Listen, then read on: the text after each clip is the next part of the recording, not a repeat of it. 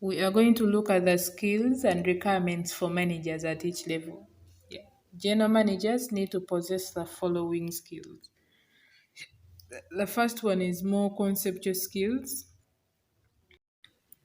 Conceptual skills are thinking skills that let you think about difficult things and come up with solutions. So, if you're a general manager, you must have conceptual skills or problem solving skills.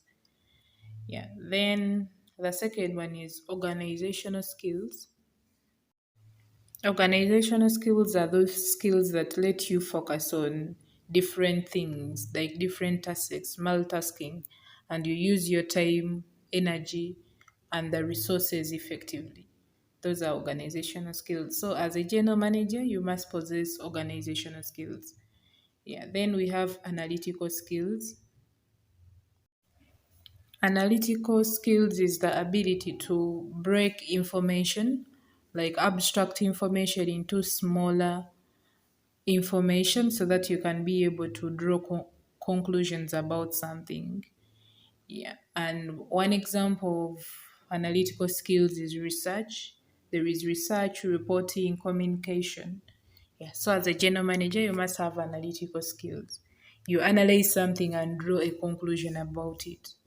Then design and planning skills, you must have skills of designing something. For example, a project, you plan for a project, things like that.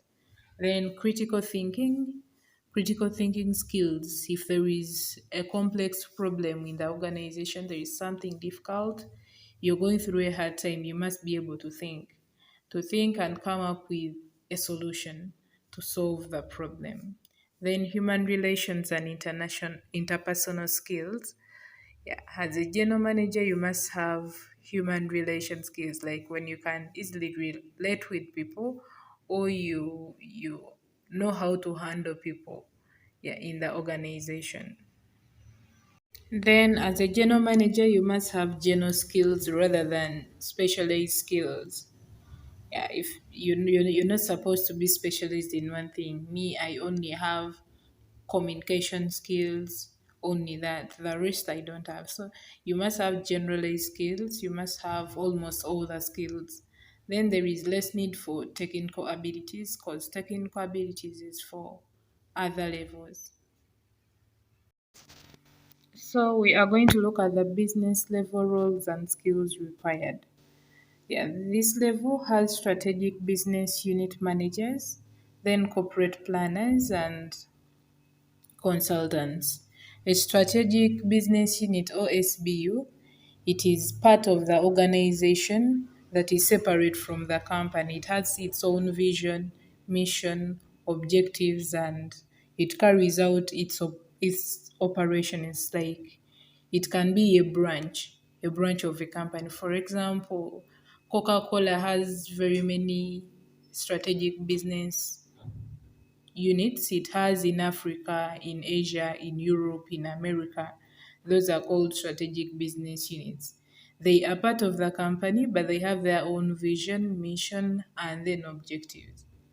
Yeah, so the business level roles, and under business level, we have the strategic business unit managers. For example, the manager of Coca Cola in Africa or in Uganda. Yeah, we have the corporate planners, then the consultants and all that. Their roles, their roles include the following. First is that they set strategies for their units or businesses. The manager of Coca-Cola in Uganda has to set strategies for Coca-Cola in Uganda. He or she is not supposed to depend on the strategies that are made by the head office. Then another thing is that roles are generally similar to top level managers, but for their units. So their roles, everything that they do, is similar to that of the top managers of Coca Cola, but they only do that, for example, for their units in Africa or in Uganda, in America, things like that. Let's look at the skills that are required by the strategic business unit executives, the executives of Coca Cola in Africa, the skills that are required by them. The first one is entrepreneurial skills. They must have skills of coming up with new ideas. Yeah. Then developing new ventures so that they can be able to remain in the market. Then detailed planning skills, they must have planning skills so that they can plan for their business since they have their own visions and then missions and everything. So they must have planning skills so that they can be able to achieve what they set. Then another skill required is that they must have expertise in strategic planning. Yeah, they must be able to plan strategically so that they can achieve what they want to achieve. Yeah, they plan with a purpose. Then they share skill requirements with top level managers since they're also like top level managers in their particular units. And let's look at the middle or tactical or functional level roles and skills required. Their roles include to receive from the top policies and then goals. They are supposed to receive policies from the top and then work upon them. Then they're supposed to interpret for subordinates for action. After receiving the policies and then the goals, they're supposed to interpret to their fellows and then come up with what they're supposed to do. Then policy implementers, they are policy implementers. They make sure that the policy that were made by the top managers are put into practice. Yeah. Then they take unstructured tactical decisions. They take decisions that are not structured, like they do not have a plan. Then after that, they structure them and then guide lower levels for implementation. So for them, they just guide the implementation, but they're not the ones that do the actual implementation. The actual implementation is done by the lower level managers. Let's look at some of the examples of the tactical decisions. First is which are to be given credit, yeah, by the business. Then which products or services are supposed to be taken to specific markets. Yeah, so those are some of the tactical decisions.